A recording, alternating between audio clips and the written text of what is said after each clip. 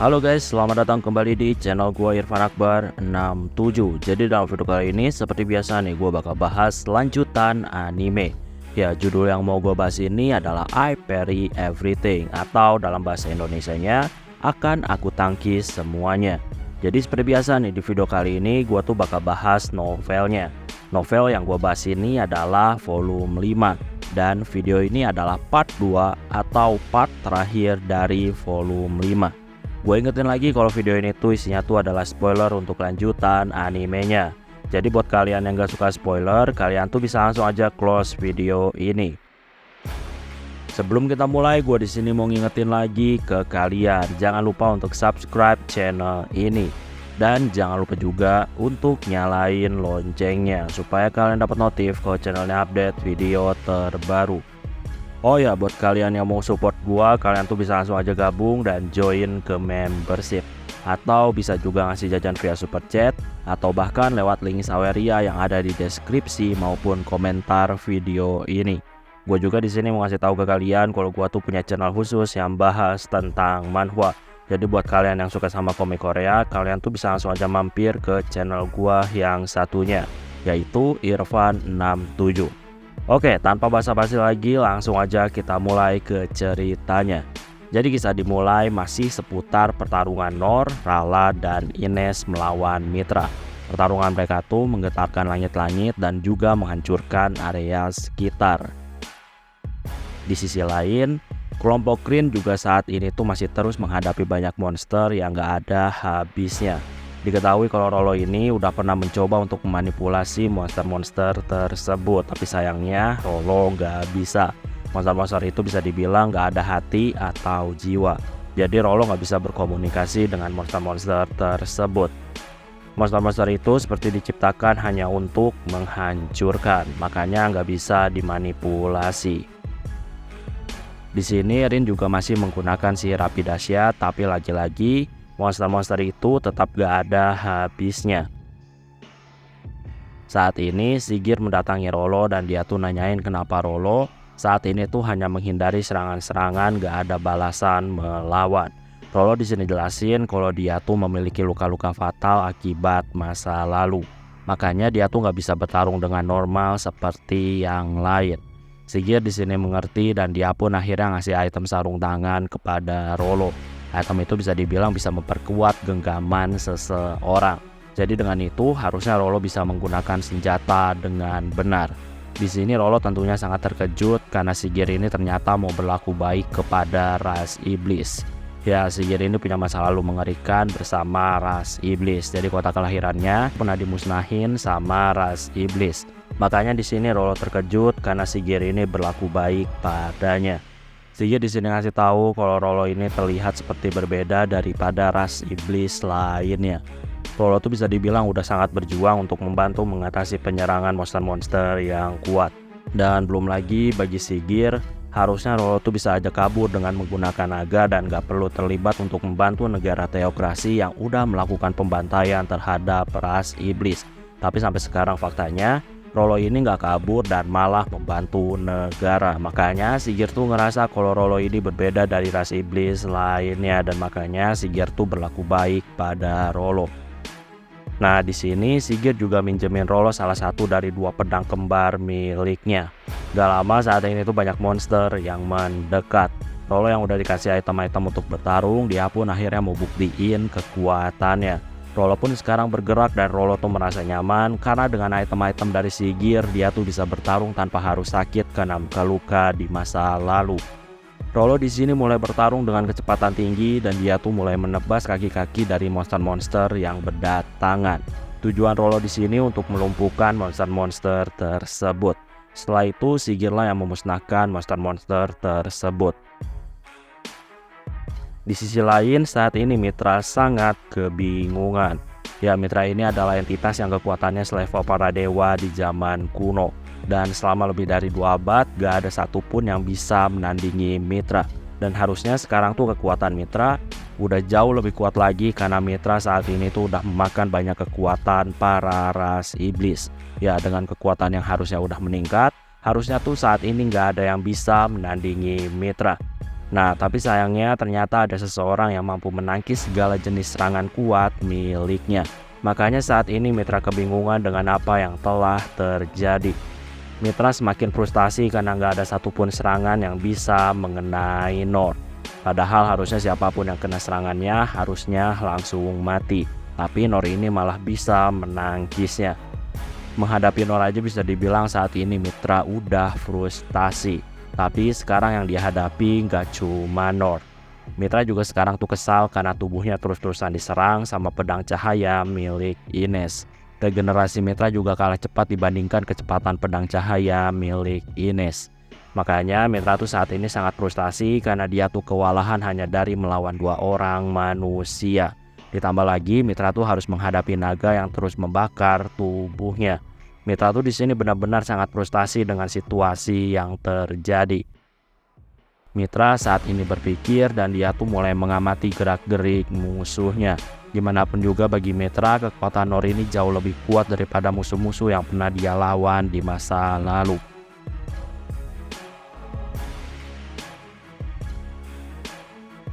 Mitra saat ini masih terus mengamati. Mitra di sini kesal karena pedang hitam yang terbuat dari ideal meter ternyata bisa dengan mudah digunakan sama Nor. Mitra sekarang mikirin cara untuk menang dari Nor dan pedang hitam. Saat ini Mitra tuh udah membuat keputusan dan saat ini terlihat tubuh Mitra mulai berubah kembali.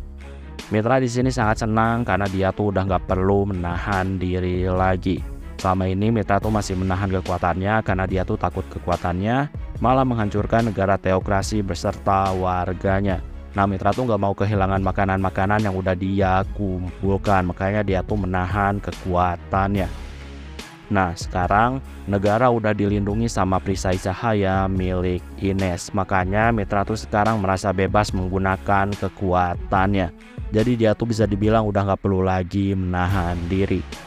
Nah, dengan rencana yang udah dibuat sama Mitra juga, Mitra tuh sekarang merasa kalau dia pasti bakal menang. Di sisi lain, saat ini terlihat kalau Rin masih terus melakukan penyerangan terhadap monster-monster dengan menggunakan apinya. Gak lama Rin tuh melihat ke atas dan dia tuh dikejutkan bahwa Mitra lagi-lagi berubah. Dan sekarang Mitra memiliki bentuk lagi. Jadi udah bukan gumpalan daging. Jadi bisa dibilang sekarang Mitra udah hampir kembali ke tubuh lamanya. Nah, di sini Rin yakin kalau Mitra tuh sekarang udah berada pada puncak kekuatannya. Ya, sejauh ini semuanya tuh masih berjalan dengan strategi yang udah dibuat sama Rin. Ya, jadi dari awal Rin tuh emang merencanakan untuk memotong daging-daging Mitra. Makanya Rin tuh memerintahkan Ines untuk bantu Nor dalam memotong daging Mitra. Nah, Rin tuh yakin kalau Mitra tuh sekarang pasti udah sangat terdesak, makanya Mitra berubah lagi. Pertarungan Mitra melawan Nor, Ines, sama Rala saat ini masih terus berlanjut. Dan Rin saat ini tuh hanya terus mengamati. Rin tuh bisa dibilang udah punya rencana dan dia tuh sekarang tinggal menunggu waktu yang tepat. Makanya Rin tuh sekarang hanya mau mengamati. Ya, jadi Rin ini punya item yang dikasih sama Oken. Di item itu terdapat Diamond Heart berkualitas tinggi. Bisa dibilang benda itu adalah benda kesayangan dari Oken. Item itu juga mampu mengeluarkan sihir yang setara dengan sihir para dewa. Nah, cuma masalahnya sihir itu cuma bisa dipakai 1 kali. Makanya Rin tuh dari awal udah buat rencana supaya sihir itu bisa dipakai secara efektif. Dan sejauh ini rencananya tuh berjalan lancar dan dia tuh hanya tinggal menunggu waktu yang tepat untuk melepaskan sihir itu. Saat ini ketika Mitra udah hampir selesai melakukan perubahannya, Rin tuh di sini mutusin untuk menembakkan sihir itu kepada Mitra. Tapi ketika mau mencobanya, Rin agak ragu. Dia tuh takut kalau serangannya meleset dan dia juga takut kalau misalkan sihir itu nggak bisa dia kendalikan. Gak lama saat ini datanglah Rolo. Rin di sini tuh menjadi sedih karena kelemahan dirinya. Rolo di sini pun akhirnya membantu Rin untuk menstabilkan mana supaya Rin tuh bisa menembakkan sihir dahsyat tersebut. Oh ya, walaupun Rolo ini nggak bisa sihir, tapi Rolo tuh bisa dibilang punya kemampuan untuk memanipulasi sebuah mana. Dan kemampuan manipulasi mana milik Rolo ini udah diakui sama Oken. Rin pun sekarang fokus. Dia tuh sekarang mempersiapkan segalanya supaya dia tuh bisa berhasil. Dan ya dengan bantuan Rolo juga yang telah menstabilkan mananya, Rin tuh sekarang bisa mengendalikan sihir kuat dan sihir itu melesat ke arah Mitra.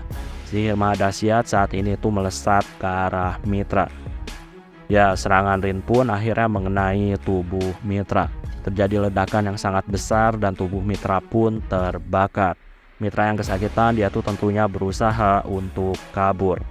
Sayangnya Mitra yang kabur dengan kecepatan penuh dia tuh langsung ditangki sama Nor dan tubuh Mitra pun hancur lebur.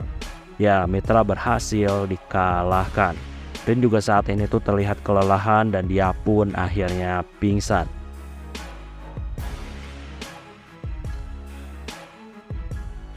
Saat ini Nor yang ada di punggung Rala dia tuh sekarang mendatangi Rin yang terlihat kelelahan. Rin juga udah disembuhkan sama Astira. Rin yang masih sangat lelah, dia tuh sekarang memuji peran penting Ines dan Nor dalam mengalahkan Mitra. Gak lama saat ini datanglah Pangeran. Pangeran di sini tentunya ngucapin terima kasih atas segala bantuan yang udah dilakuin sama Nor. Pangeran juga di sini tuh minta maaf karena sebelumnya pasukan teokrasi udah bertindak gak sopan kepada Nor.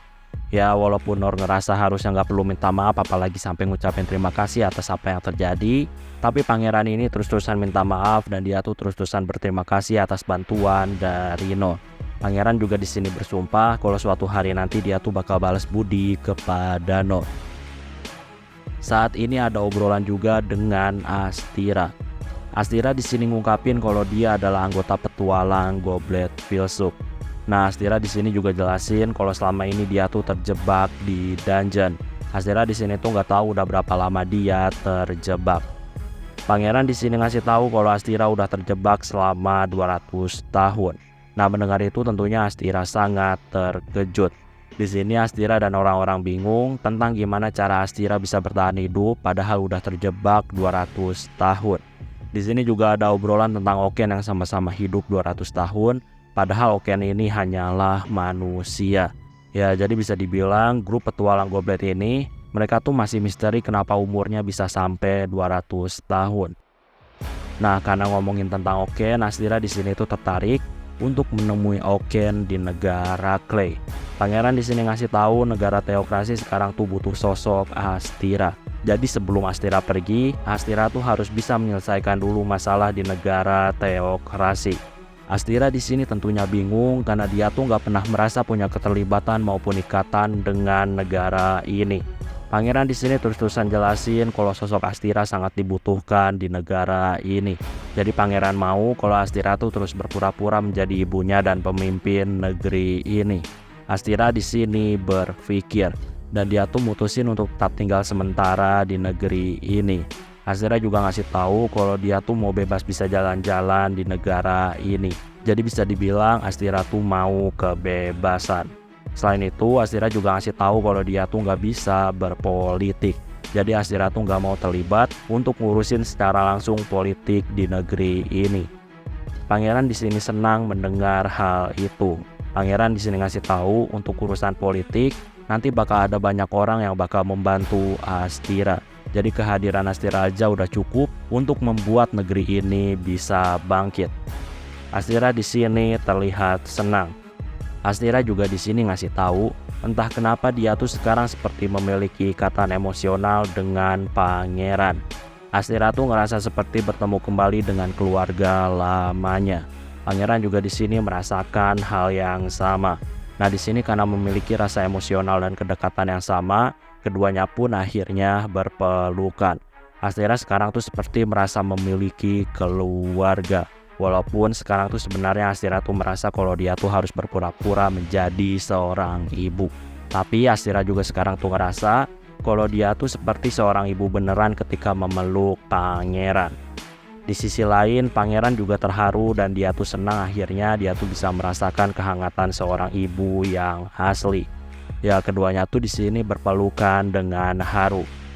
Di sini Astira juga mutusin kalau dia tuh kemungkinan bakal tinggal terus di negara teokrasi dan bakal terus menjadi keluarga bersama pangeran. Beberapa waktu berlalu. Saat ini tiba waktunya bagi Rin, Nor, Ines, dan Rolo untuk pulang ke negara Clay. Nah, ketika dalam perjalanan pulang, Nor ini ingat kembali dengan pertarungan melawan Mitra. Nor saat ini tuh dalam hatinya sangat kagum dengan kekuatan gila dari Ines. Bagi Nor, kemampuan Ines ini ada di luar jangkauannya. Ines sangat kuat. Selain kagum sama Ines, Nor juga dalam hatinya kagum sama kekuatan gila dari Rin. Nor tuh di sini nggak menyangka kalau tubuh kecil milik Rin ternyata bisa ngeluarin sihir yang dahsyat. Selain itu, Nor juga kagum karena Rin ini sangat hebat dalam memimpin pasukan. Nor sekarang tuh menjadi takut ketika membayangkan potensi gila dari Rin di masa depan.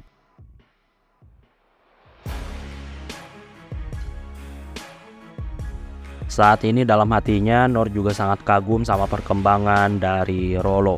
Rollo yang sekarang tuh bisa dibilang sangat berbeda dengan Rollo ketika pertama kali bertemu. Nor saat ini juga bertanya-tanya tentang bakal seberapa jauh Rollo ini bisa berkembang. Ya, melihat teman-temannya yang sangat luar biasa, Nor tuh semakin bersemangat untuk sampai di rumah. Nor tuh mau terus latihan supaya dia menjadi semakin kuat. Dalam perjalanan juga ada selembar daun unik yang saat ini terbang ke arah kereta kuda, dan itu menarik perhatian Nor. Rin tentunya terkejut ketika melihat daun itu tiba-tiba terbang ke arah mereka. Rin di sini jelasin kalau daun itu berasal dari pohon Sky Star. Pohon itu bisa dibilang pohon yang sangat langka. Nah, daun itu dipercaya membawa keberuntungan dan kalau misalkan dikunyah bakal memberikan perasaan euforia. Daun itu juga bisa dijadiin teh dengan harga yang mahal. Di sini Rin juga mau terus jelasin tentang daun itu, tapi langsung dipotong sama Nor. Ya, dalam hatinya bagi Nor itu cuma selembar daun. Jadi harusnya nggak perlu penjelasan panjang lebar. Nor ngasih tahu kalau dia tuh bakal menyimpan daun itu untuk dijadiin kenang-kenangan. Nah, singkatnya saat ini semuanya tuh sampai di negara Clay. Nor di sini mau pulang, jadi Nor tuh nggak mau ke istana. Nor bisa dibilang senang karena perjalanan ke negara teokrasi adalah sebuah petualangan yang besar. Nah, di sini Rin meminta Nor untuk ikut ke istana. Rin jelasin ada hadiah untuk Nor.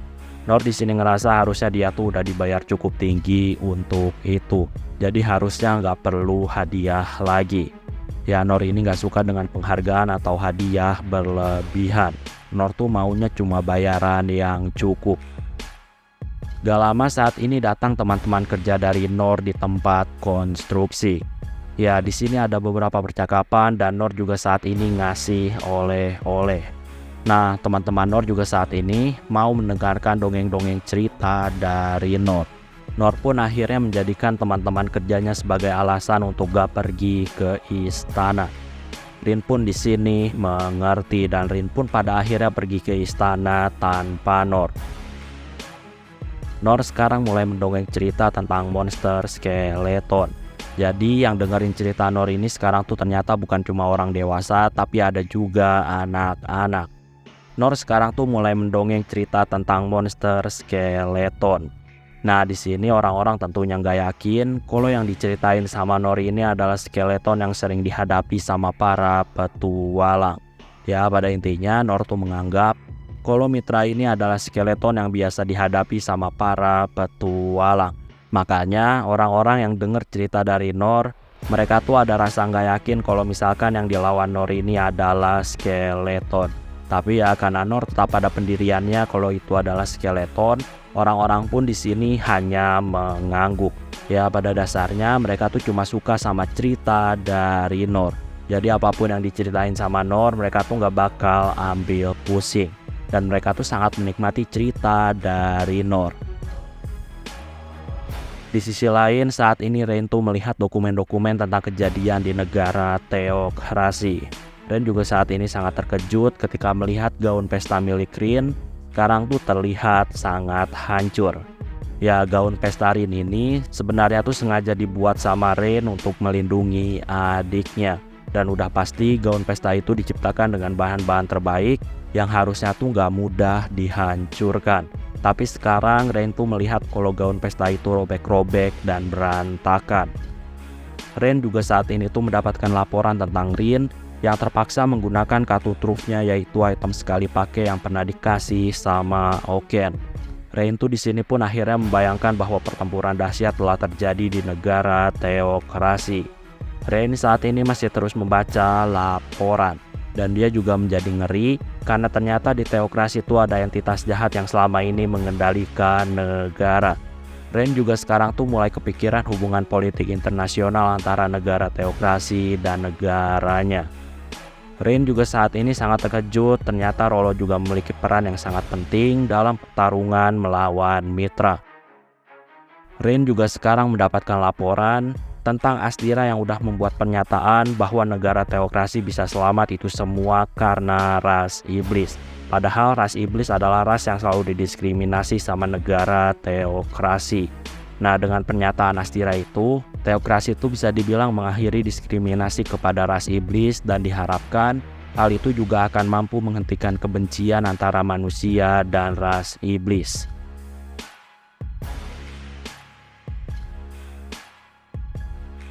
Rain juga sekarang tuh mendapatkan laporan tentang peran penting yang dilakuin sama Nor dalam perang melawan Mitra. Rain saat ini tuh nggak ngerti dengan jalan pikiran dari Nor. Bagi Rain, Nor tuh harusnya ada di peringkat petualang tingkat S, tapi Nor tuh malah memilih tetap di tingkat F. Padahal kalau misalkan Nor mau, kerajaan tuh bisa aja ngasih rekomendasi untuk naikin rank petualang milik Nor. Tapi Nor tuh selalu menolak, dan dia tuh mau di rank F dengan alasan kalau dia tuh hanya mau naik dengan perjuangan dia sendiri tanpa bantuan negara. Rain sekarang tuh ngerasa kalau Nor ini punya maksud tersembunyi, tapi Rain tuh masih nggak kepikiran dengan tujuan yang ingin dicapai sama Nor. Saat ini juga Rain tuh membaca surat-surat dari orang-orang yang mau melamarin. Rain saat ini tuh merasa jijik dengan hal itu. Ya, surat-surat itu kebanyakan berasal dari negara-negara yang sebelumnya memusuhi negara Clay. Tapi ketika mendengar tentang kehebatan Putri Rin, negara-negara itu ternyata langsung mengirim surat lamaran untuk pernikahan politik. Karena hal itulah saat ini Rain tuh menjadi sangat jijik dengan surat-surat yang dikirim tersebut. Rain sekarang tuh menyuruh bawahannya untuk membakar semua surat menjijikan. Di sisi lain, saat ini Raja Clay itu hanya tertawa ketika mengetahui kekuatan gila yang dimiliki sama Nor. Ya, bagi Raja Clay, apa yang telah dilakuin sama Nor sebagai seorang petualang adalah hal yang udah melampaui batas-batas manusia normal. Raja juga di sini agak iri karena Nor tuh bisa bebas melakukan apapun dan berpetualang layaknya petualang. Raja tuh sebenarnya dari dulu sangat ingin bebas dan berpetualang menghadapi bahaya. Cuma ya dia tuh nggak bisa karena dia terjebak di sistem kerajaan. Raja juga di sini menganggap kalau Nor adalah wujud dari petualang sejati yang akan terus menciptakan banyak perubahan. Ya, bagi Raja sejauh ini, semua hal besar yang terjadi di dunia ini sejauh ini terus-terusan ada di sekitar Nor. Makanya Raja tuh saat ini meyakini kalau Nor adalah petualang sejati yang bakal membawa perubahan dunia. Selain mikirin tentang Nor, Raja juga sekarang mikirin tentang Rollo. Ya, jadi diketahui sekarang Rollo juga ternyata bisa aja menjadi orang penting bagi dunia ini. Ya, dengan kekuatannya, Rollo ini ternyata sebelumnya tuh menyentuh inti dungeon yang ada di teokrasi. Dan akhirnya Rollo tuh berhasil mengungkap beberapa informasi yang gak pernah diketahui sama orang-orang. Bagi Raja, informasi yang telah diperoleh itu adalah informasi yang sangat penting dan bakal mengubah nasib dunia. Raja tuh sangat yakin pasti bakal banyak orang yang mengincar informasi itu. Nah, diketahui juga kalau kondisi dunia tuh sekarang lagi gak baik-baik aja. Banyak hal yang telah berubah dari dunia ini. Dan Raja di sini menganggap kalau Nor ini adalah pusat dari perubahan tersebut. Raja di sini meyakini kalau Nor tuh bakal menjadi tokoh kunci yang bakal membentuk ulang struktur negara yang ada di dunia ini. Raja juga di sini meyakini langkah-langkah yang telah diambil sama Nor saat ini, langkah-langkah itu pasti bakal memberikan efek perubahan bagi dunia. Raja di sini ngerasa kalau Nor tuh harusnya bisa menjadi raja di negara ini. Cuma masalahnya Raja tuh sangat meyakini kalau Nor gak mau. Ya, jadi negara Clay ini rajanya tuh bisa dibilang dipilih atas kekuatannya. Selama ini yang menjadi raja tuh adalah orang-orang yang kuat. Jadi bukan cuma karena keturunan, tapi emang murni karena kekuatannya diakui. Raja saat ini semakin penasaran dan dia tuh mau melihat segala perkembangan dari Nor yang bakal membawa perubahan bagi dunia ini. Raja meyakini kalau Nor tuh memang udah ditakdirkan menjadi pahlawan.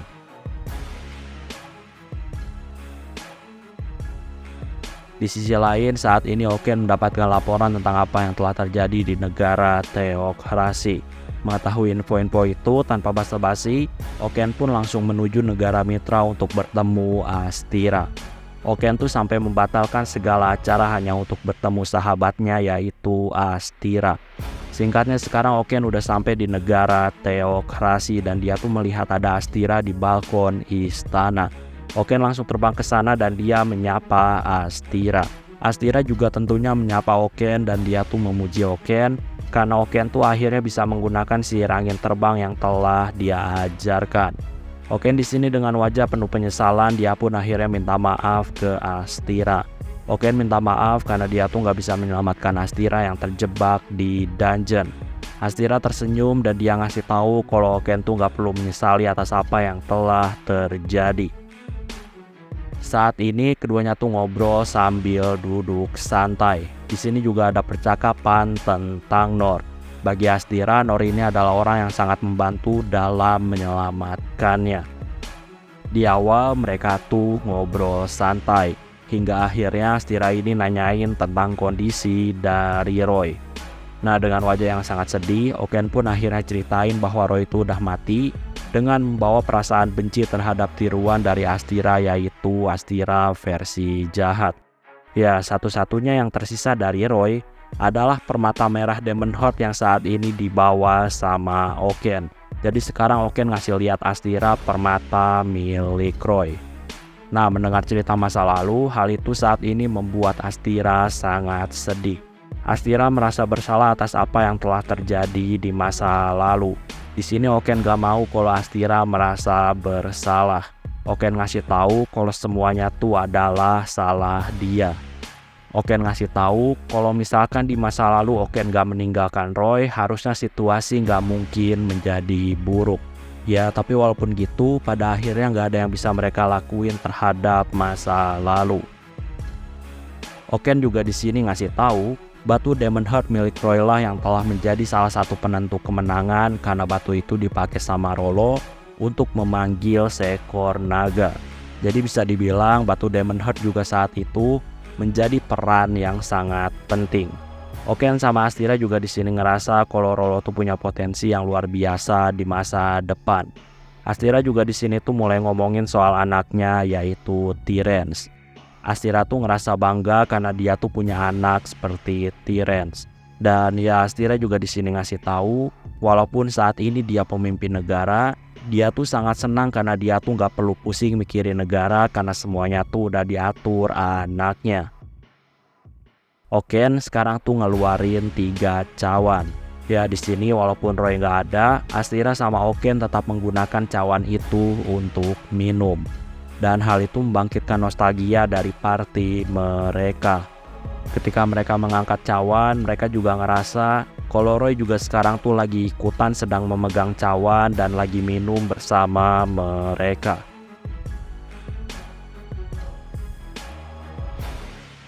Oke, sebelum gua akhiri videonya, gua di sini mengucapkan terima kasih ke kalian karena udah mau join ke membership. Jadi terima kasih untuk Priyatama, I Love Ship, Dunia Fun, Rev, Renada Wijaya, Sano, Sukasa, Aditya Dharma Putra, Hisam Prayogo, Dino Bagus, HS, Ma'arif, Sasuga Kuasama, Raka Putra Utama, Fernando Chandra, Nael, Ragil Belhaki, Sarin Senju, dan Penster. Sekali lagi gue ucapin terima kasih ke kalian karena udah mau join ke membership. Oke, kayaknya cukup untuk video pembahasan kali ini. Terima kasih karena udah nonton video ini sampai habis. Jangan lupa untuk subscribe, like, dan yang paling penting adalah jangan lupa untuk share video ini ke teman-teman kalian. Sampai bertemu kembali di video-video selanjutnya. Terima kasih.